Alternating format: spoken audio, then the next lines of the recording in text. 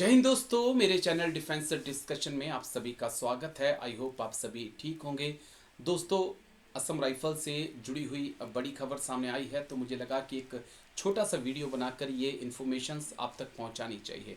यूँ तो मैं काफ़ी लेट हो चुका हूं, आप तक ये इन्फॉर्मेशन पहुंच चुकी है, लेकिन क्योंकि आप लोग मुझे देखते हैं तो मेरा फ़र्ज़ है कि ये वीडियो मैं बनाऊँ और आप तक पहुँचाऊँ। दरअसल आपको याद होगा सितंबर 2025 का वो महीना जब 33 असम राइफल की एक गाड़ी आ रही थी और वहाँ पर घात लगाकर बैठे आतंकियों ने हमला कर दिया, अम्बुश कर दिया, जिसमें हमारे 2 जवान जो हैं वो शहीद हो गए थे और पूरे देश में हड़कंप मच गया था। उसके वीडियो भी सामने आए थे, मैंने भी काफ़ी बातचीत उसके ऊपर की थी। जब जांच हुई तो उस हमले के पीछे पीएलए का हाथ पाया गया और जब एनआईए ने, असम राइफल ने जब धरपकड़ शुरू की तो पीएलए के आतंकियों को गिरफ्तार किया गया। लेकिन अब उन आतंकियों को उनके अंजाम तक पहुंचाया जाएगा। दरअसल जो जानकारी मिल पाई है, जो 3 आरोपी गिरफ्तार किए गए थे उन्हें एनआईए की अदालत में पेश किया गया। तीनों मणिपुर के ही रहने वाले हैं। इनकी पहचान थोंगराम सदानंद सिंह उर्फ नगाचिक खंडोम, एक दूसरे हैं खंडोंगबम ओजी माइते उर्फ केईलाल और इरेनबाम जुगिंदर माइते और जुगिन माइते के रूप में हुई। इन तीनों को सुरक्षा एजेंसियों ने कड़ी मशक्कत के बाद गिरफ्तार किया था। अब इनके खिलाफ न्याय संहिता, भारतीय न्याय संहिता, यूएपीए, शस्त्र अधिनियम और विस्फोटक पदार्थ अधिनियम जैसे गंभीर धाराओं में केस चलेगा। जैसा मैंने आपसे कहा, ये पीएलए के ही तीनों आतंकी हैं। पीएलए के बारे में जान लीजिए कि ये कोई मुसलमानों का उग्रवादी संगठन नहीं है, इसमें कोई क्रिश्चियंस नहीं है, इसमें कोई सिख नहीं है, ये हिंदुओं का उग्रवादी संगठन है। और ये एक ऐसा आतंकी संगठन है जो चाहता है कि भारत से अलग देश मणिपुर को बनाया जाए।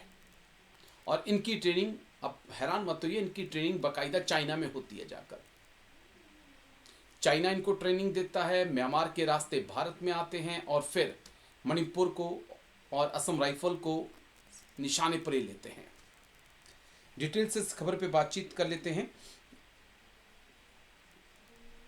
एनआईए ने दरअसल नवंबर 2025 में सितंबर को ये हमला हुआ था और नवंबर में एनआईए ने ये जांच अपने हाथ में ले ली थी और उसके बाद जांच में पाया कि एक बेहद योजनाबद्ध तरीके से हमला किया गया।